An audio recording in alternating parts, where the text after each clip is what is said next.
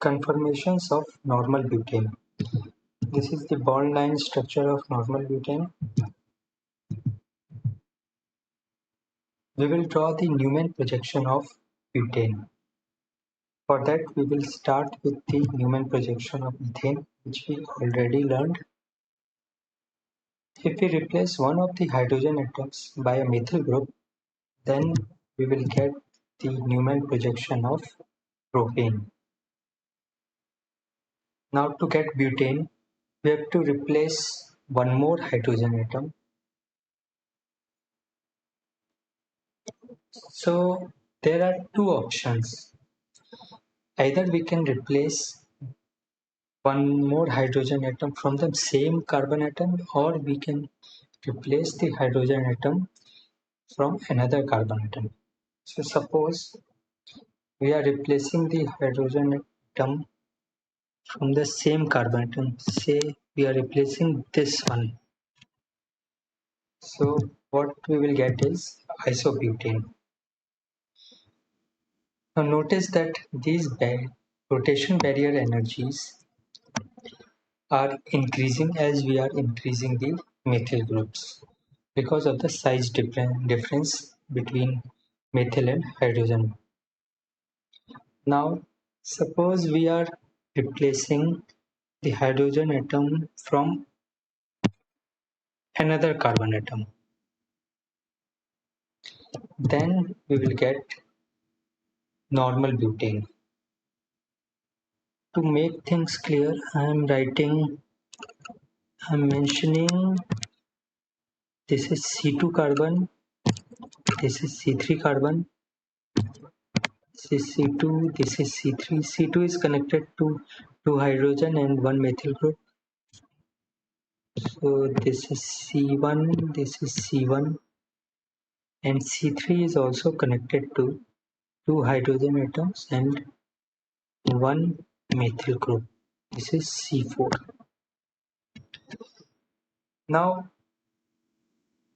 the rotation barrier energy of normal butane is somewhat less than isobutane. This is because now the two methyl groups are at different carbon atoms, so there will be somewhat less repulsion.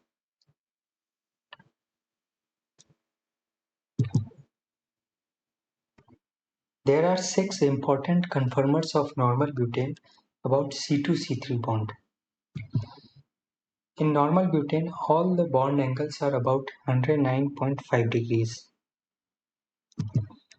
In the Sauer's projection of staggered conformer, the methyl groups are opposite to each other.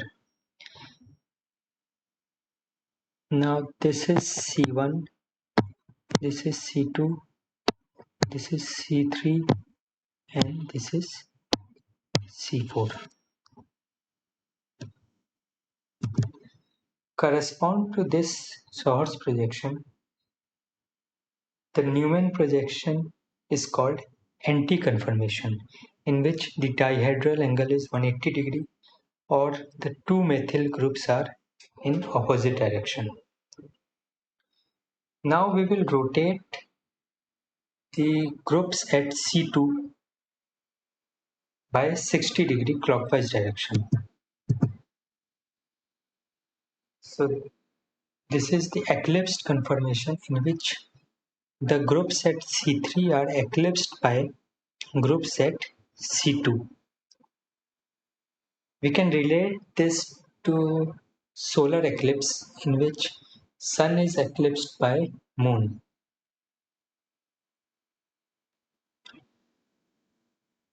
Actually, all these groups are on top of each other. But for the sake of clarity, it is better to show like this. Now, again we will rotate 60 degree clockwise direction at C2. So this is one of the staggered conformer, which is called gauche conformation.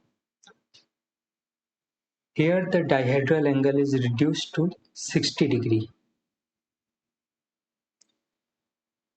Now if we rotate again by 60 degree at C2,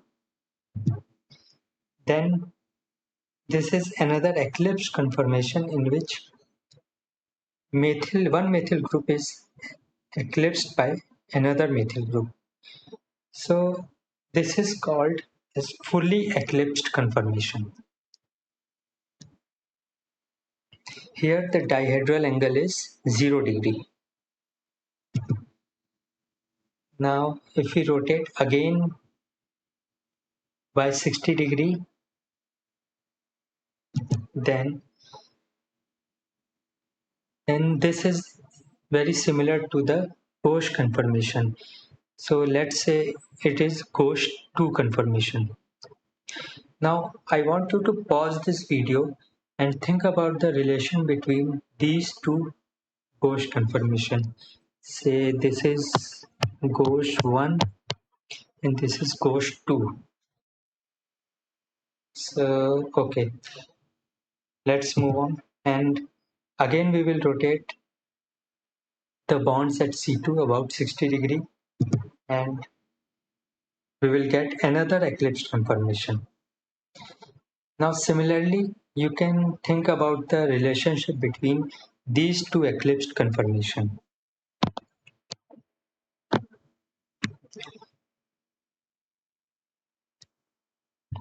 You can do this same exercise by rotating at C3 carbon also. Now the rotation angle can be anything. So we can rotate at any angle, but we are rotating at the interval of 60 degrees to get the most important 6 conformers of normal butane. Now we will compare the potential energy and stability of different conformations.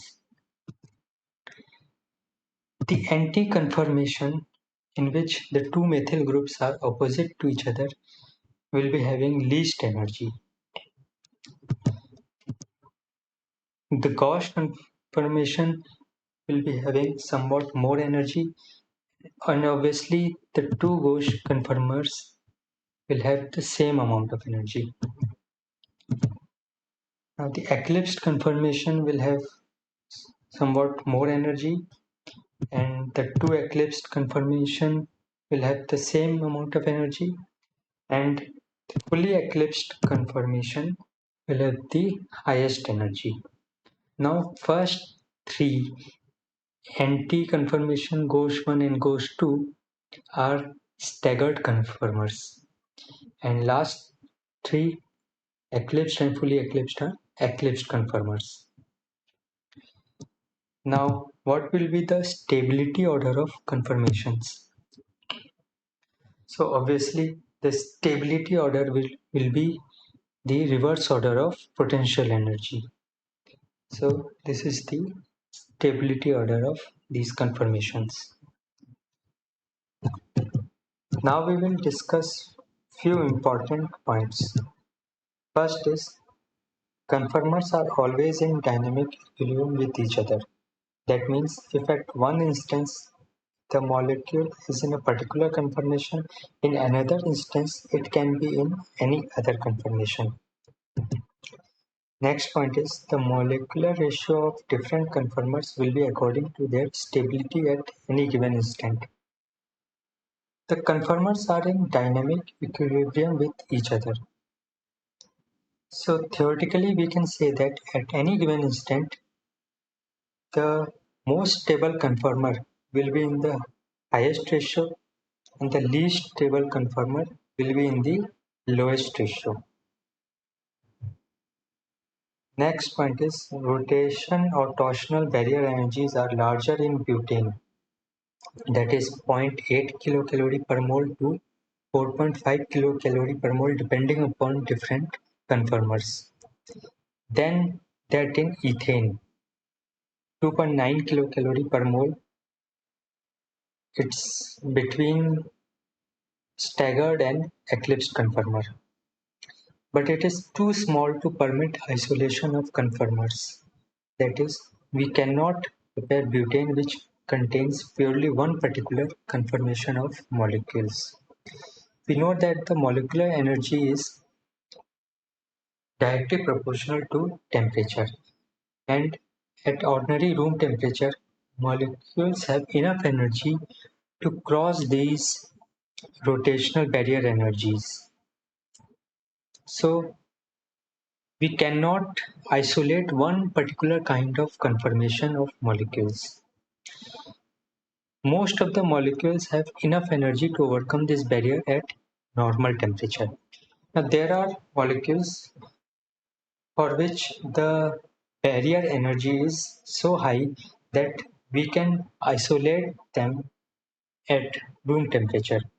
But for your syllabus, it is not necessary that you know about those molecules. Now I asked about the relationship between these two gauche conformer. Now clearly these two are mirror images of each other. So we can say that gauche 1 and gauche 2 conformers are conformational enantiomers. And what about anti and gauche conformer? Anti-conformer is not the mirror image of gauche conformer. Hence, we can say that anti and gauche conformers are conformational diastereomers. In next video, we will plot the graph of potential energy versus dihedral angle.